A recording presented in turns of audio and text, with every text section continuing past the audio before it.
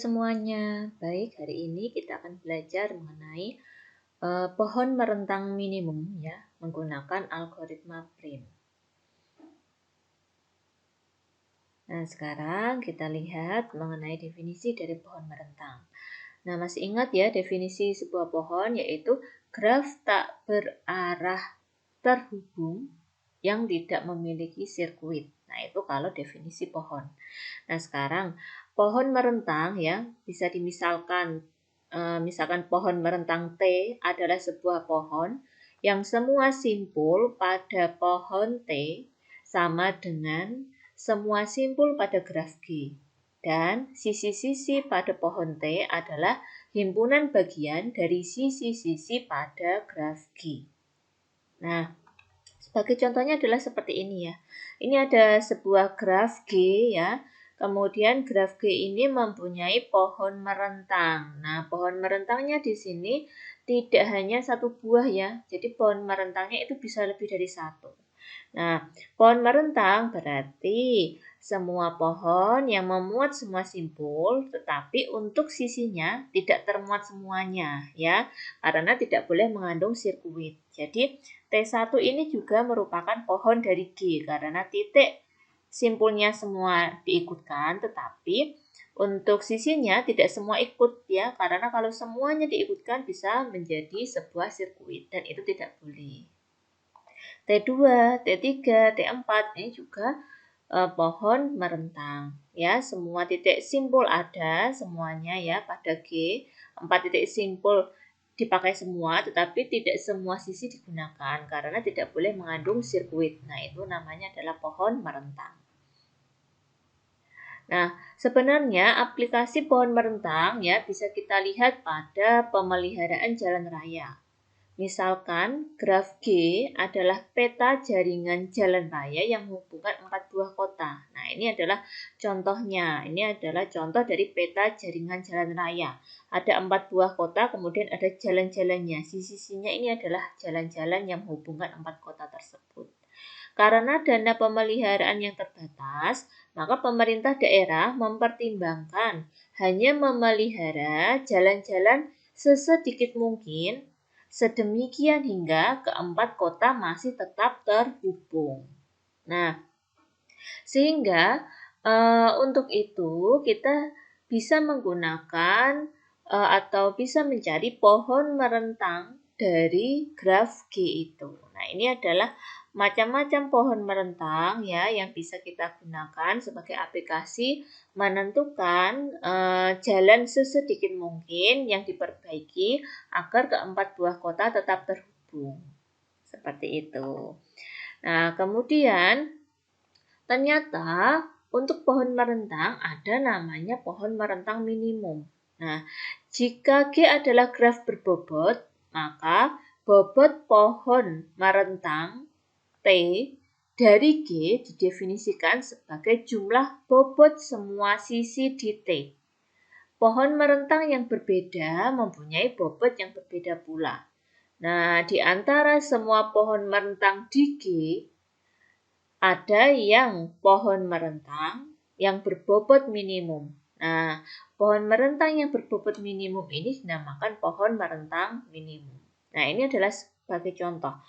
Gambar A adalah yang sebelah kiri adalah misalkan graf yang menyatakan jaringan jalur ke rel kereta api. Nah, bobot masing-masing sisi ini menentukan panjang rel kereta apinya ya dalam satuan 100 km. Jadi ini kalau A ke B ini 55 berarti sama aja dengan 5.500 km. Nah, kemudian untuk perbaikan rel kereta api di mana setiap simpul atau pada graf B ini yang sebelah kanan ini, yaitu setiap simpul tetap terhubung ya, tidak ada simpul yang terpisah. Kemudian dengan perbaikan jalan atau rel kereta api sesedikit mungkin biayanya, maka kita bisa menggunakan pohon merentang dari graf ini. Nah, ini adalah yang kanan ini adalah pohon merentang yang minimum, yaitu setiap sudut ya, setiap simpul terhubung ya, tidak ada simpul yang terpisah. Kemudian bobotnya, panjangnya ini adalah yang paling minimum. Nah, caranya bagaimana untuk mencari pohon merentang minimum, yaitu menggunakan algoritma prim. Misalkan T adalah pohon merentang yang sisi-sisinya diambil dari graf G, maka algoritma prim membentuk pohon merentang minimum, di mana menggunakan langkah per langkah. Pada setiap langkah, kita mengambil sisi E dari graf G yang mempunyai bobot minimum dan bersisian dengan simpul-simpul di dalam T. Tetapi E atau sisinya tidak boleh membentuk sebuah sirkuit. Langkahnya adalah ambil sisi dari graf G yang berbobot minimum. Kemudian masukkan dalam T atau pohon merentang T. Kemudian kita pilih sisi E yang mempunyai bobot minimum dan bersisian dengan simpul di T. Tetapi E atau sisinya tidak boleh membentuk sirkuit di T. Ulangi langkah kedua sebanyak N-2 kali. Nah, sekarang kita lihat ya. Kita menggunakan algoritma prim. Nah, langkah pertama yaitu kita mencari bobot sisi yang paling terkecil. Di sini bobot sisi yang paling terkecil adalah, ini perhatikan ya, kalau simpulnya ini kan simpul 1, 2, 3, 4, 5, 6. Perhatikan 5 di sini bukan bobot sisi, tetapi ini adalah simpul 5. Nah, di sini untuk bobotnya berarti yang paling kecil adalah 10, yaitu menghubungkan antara sisi 1 dan 2. Simpul 1 dan 2. Nah, jadi langkah satunya adalah kita pilih sisi yang menghubungkan 1 ke 2, bobotnya 10. Jadi gambarnya seperti ini.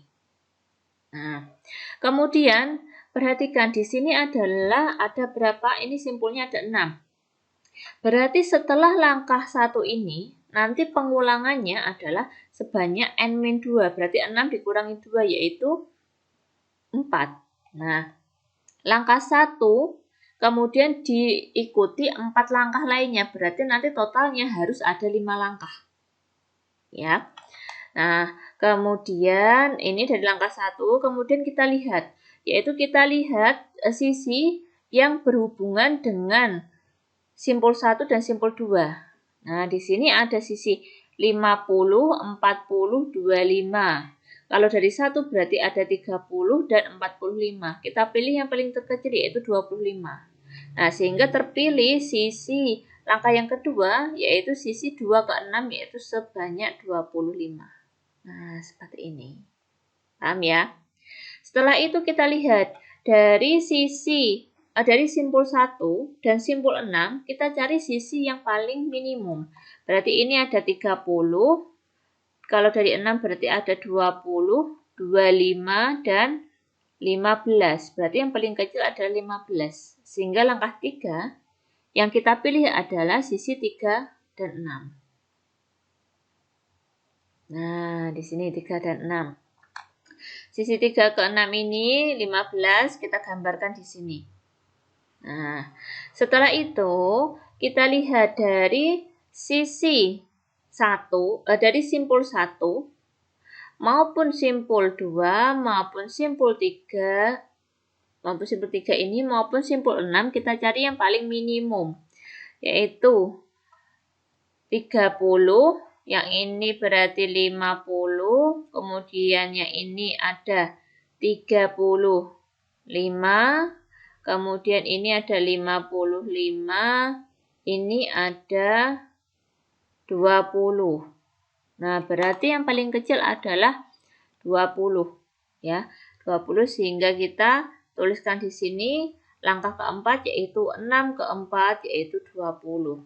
Nah, ini panjang lintasannya adalah 20. Nah, setelah itu ya kita lihat dari simpul 1, simpul 2, simpul 4, simpul 6, dan simpul 3, manakah yang paling kecil? Yaitu ada 30, kemudian ada 55, ya, kemudian ada 35, ada 50, ada 40. Nah, di sini ya, berarti kalau kita lihat dari yang paling kecil adalah berapa? 30 ya. Nah, Di sini kita tidak boleh ya, dari dari simpul 4 ini kita hubungkan dengan 30, tidak boleh. Kenapa? Karena nanti ini membentuk, kalau ini kita hubungkan nanti kan membentuk sirkuit. Ya, jadi tidak boleh. Jadi 30-nya kita hilangkan dulu. Nah, berarti ke atas sedikit setelah 30 yaitu 35. Nah, ketika kita menghubungkan 3 ke 5 yaitu 35, 3 ke 5 ini kan tidak ada sirkuitnya, jadi boleh. Nah, sehingga 3 ke 5 bisa kita hubungkan sebanyak ini adalah 35. Nah, apakah semua sisi sudah tercapai? 1, 2, 3, 4, 5, 6. Nah, semua simpul sudah tercapai sehingga bisa kita anggap ini adalah pohon merentang yang minimum. Ya, yang penting adalah semua simpul sudah tertuliskan. Nah, jadi pohon merentang minimum menggunakan algoritma prim ya dari graf A ini adalah graf yang B ini dengan bobot minimumnya adalah 105. Nah, baik, terima kasih atas perhatiannya. Semoga apa yang kita pelajari memberikan manfaat bagi kita semuanya.